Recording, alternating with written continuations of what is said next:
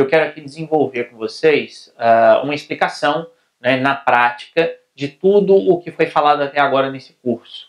Então, eu vou apresentar para vocês aqui a estruturação metodológica de um artigo meu, um artigo que foi publicado no ano passado, ano de 2015, na revista Estudos Eleitorais do Tribunal Superior Eleitoral. Se alguém aí tiver interesse em ler o artigo, basta entrar no site do Tribunal Superior Eleitoral, vai lá na parte institucional e depois vocês procuram pela Escola Judiciária.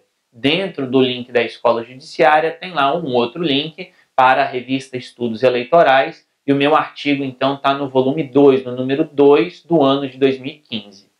O que eu escrevi nesse artigo? Qual era a minha ideia geral? A minha ideia geral é defender que as coligações partidárias no Brasil hoje são inconstitucionais. E, ao meu ver, essas coligações são inconstitucionais por quê? Porque, da forma como elas estão estruturadas, elas infringem alguns princípios que estão presentes na Constituição brasileira, especificamente os princípios da representação e o próprio princípio do Estado Democrático de Direito.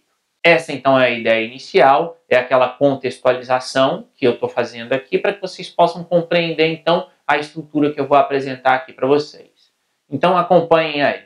Aqui no início, eu fiz aí uma pequena apresentação, aqui seria a minha introdução, era a minha introdução, e eu coloquei essas ideias. Então, eu trouxe aí a Constituição Federal de 88, que ela traz no seu artigo 17, no parágrafo 1º, que é o artigo 17 é o artigo que trata dos partidos políticos no Brasil. Então, o parágrafo 1º tem esse texto, né, que é assegurado aos partidos políticos autonomia para definir sua estrutura interna, sua organização e funcionamento, e para adotar os critérios de escolha e o regime de suas coligações eleitorais. E aí o parágrafo continua, eu não vou aqui continuar a leitura, mas eu destaquei, como vocês podem ver aí, que os partidos políticos são livres para adotar os critérios de escolha e o regime de suas coligações eleitorais. Significa dizer, então, que é constitucionalmente garantido aos partidos políticos que eles estabeleçam coligações no momento eleitoral. Esse é um ponto de partida, é aquilo que eu falei nas aulas anteriores, é o meu conhecimento prévio sobre o assunto.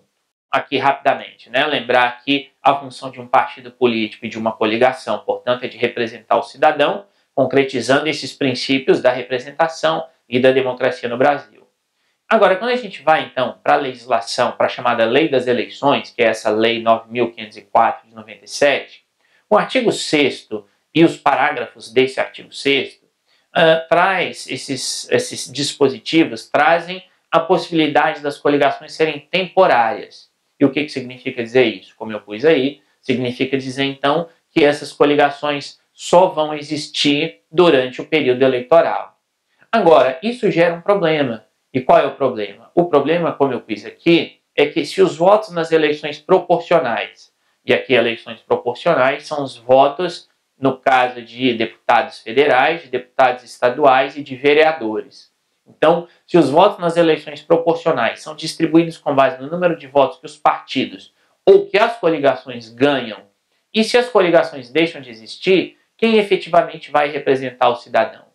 Então, a minha perspectiva aqui é que as coligações elas vão existir apenas ali durante o período eleitoral, grosso modo aqui nos 3 meses que antecipam as eleições. Então o cidadão vai lá, ele vota, quando ele vota, o voto dele é atribuído à coligação, no caso se os partidos estiverem em coligação, e depois essa coligação deixa de existir. Ou seja, é como se o cidadão votasse na coligação A, né, ele escolheria então essa coligação A para representá-lo, só que acabou a eleição, essa coligação A deixa de existir. E aí, então, surge o problema. Quem representa esse cidadão? E aqui, fazendo um pequeno parênteses nesse exemplo, se vocês tiverem aí alguma dúvida sobre como funciona o sistema eleitoral brasileiro, procurem aqui no meu canal do YouTube vídeos que eu tenho sobre o sistema proporcional, sobre o sistema majoritário e sobre o próprio sistema partidário brasileiro, para que vocês possam, então, compreender como isso funciona. Isso tudo que eu falei até agora são ideias que estão na introdução do artigo. Então, nesse sentido, claro que aqui o artigo ele é menor do que um trabalho acadêmico, né, de um TCC, por exemplo, lógico, mas eu apresentei essas ideias, então, bem no início do meu trabalho, para quê? Para contextualizar o meu leitor. Então, nesse sentido, isso seria aquela parte da apresentação do tema e da delimitação do tema, e com isso eu chego ao problema de pesquisa, como vocês podem ver aqui. Ou seja, o meu problema é a existência de coligações partidárias pro-tempore fragiliza a democracia brasileira? Ou seja, pro-tempore aqui significa dizer que elas são temporárias, e o meu questionamento é se a existência, então, dessas coligações que estão presentes ali apenas durante um pequeno período de tempo, durante o período eleitoral, se isso fragiliza a democracia brasileira.